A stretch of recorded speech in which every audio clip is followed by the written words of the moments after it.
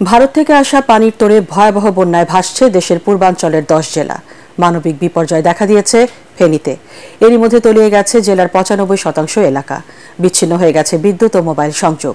Rail line ডুবে ঢাকা, সিলেট ও ঢাকা চট্টগ্রাম রুটে বন্ধ হয়ে গেছে ট্রেন চলাচল।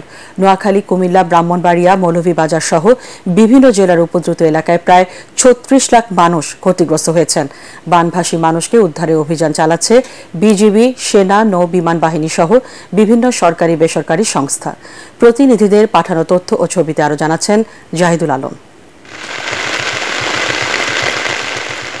মনে করা হচ্ছে স্মরণকালের সবচেয়ে প্রলয়ঙ্কারী বন্যা হতে পারে এটি।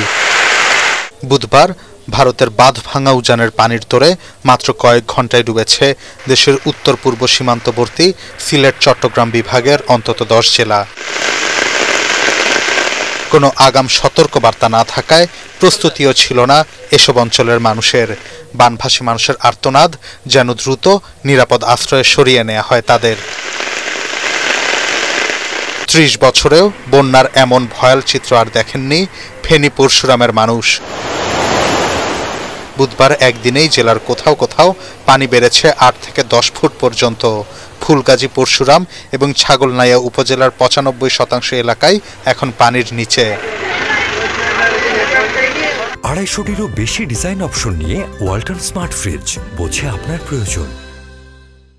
জেলা শহরের গ্র্যান্ড ট্যাঙ্ক রোডে কোমর সমান পানি উঠেছে। রাস্তার উপর দিয়ে চলছে স্পিডবোট ও নৌকা। বাড়ির ছাদে, চালে আশ্রয় নিয়েছেন অনেকেই। 10 লাখেরও বেশি মানুষ পানিবন্দী হয়েছেন ফেনী জেলায়। ভারতের ত্রিপুরা সংলগ্ন ব্রাহ্মণবাড়িয়া জেলার বন্যা পরিস্থিতিও মারাত্মক রূপ নিয়েছে।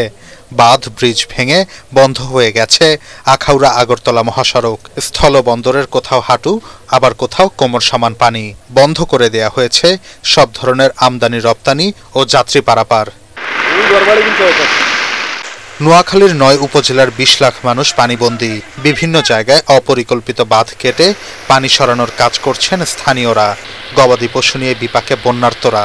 অনেক ফ্যামিলিতে আপনার আজকে 2-3 দিনে ভাত রান্না করতে পারতেছে না। ড্রেন, খাল, বিল অবৈধ স্থাপনা করে আজকে পানি নিষ্কাশনের ব্যবস্থা বন্ধ করে দিছে। প্রত্যেকটি এলাকায় আমাদের পানিতে জলাবদ্ধতা সৃষ্টি, অন্যরকম অবস্থা সৃষ্টি। আমাদের স্কুল আমরা বন্ধ ঘোষণা করেছি এবং লোকজনকে আমরা ইতিপূর্বে আমাদের উপজেলা নির্বাহী অফিসের মাধ্যমে যেখানে তাদের শুকনো খাবারে দেওয়া দরকার সেই শুকনো খাবার আমরা দেওয়ার চেষ্টা করছি। কুমিল্লার 17 উপজেলার মধ্যে 11টি প্লাবিত হয়েছে। গোমতী নদীর পানি বিপদসীমার 70 সেন্টিমিটার উপর দিয়ে বইছে। চুলা জ্বালানোর মতো শুকনা জায়গা নেই বানভাসী লাখো মানুষের। শুকনো খাবারের জন্য হাহাকার চলছে। জেলায় পানি আরও বাড়তে পারে বলে আশঙ্কা করছে পানি উন্নয়ন বোর্ড। ভারী বর্ষণ ও উজান থেকে নেমে আসা পানির কারণে হবিগঞ্জের খোয়াই নদীর পানি বিপদসীমার উপর দিয়ে বইছে। জেলায় বন্যার পানিতে ভেসে গেছেন অন্তত 2 জন। একই অবস্থা সিলেটেও। পানির তোড়ে রেল সেতুগুলো ঝুঁকিপূর্ণ হয়ে ওঠায় ঢাকা সিলেট রেল চলাচল অনির্দিষ্টকালের জন্য বন্ধ ঘোষণা করেছে রেল কর্তৃপক্ষ। এর আগে বন্ধ করা হয় ঢাকা চট্টগ্রাম রেল যোগাযোগ। প্রবল বর্ষণ ও পাহাড়ি ঢলে খাগড়াছড়ি ও বান্দরবানের কয়েক হাজার মানুষ পানিবন্দী হয়ে পড়েছেন। ওই 2 শহরের অনেক এলাকাও প্লাবিত হয়েছে। পানির তোড়ে নষ্ট হয়ে গেছে রাবার বাগান ও সবজি ক্ষেত। টানা বর্ষণের কারণে পাহাড় ধসের আতঙ্কে আছেন স্থানীয় বাসিন্দারা। 31 বছর পর ত্রিপুরার ডম্বুর জলাধারের গেট খুলে দেয়ায় সীমান্তবর্তী জেলাগুলোতে হঠাৎ ভয়াবহ এই বন্যা পরিস্থিতি তৈরি হয়েছে বলে মনে করা হচ্ছে। জাহিদুল আলম, এটিএন বাংলা।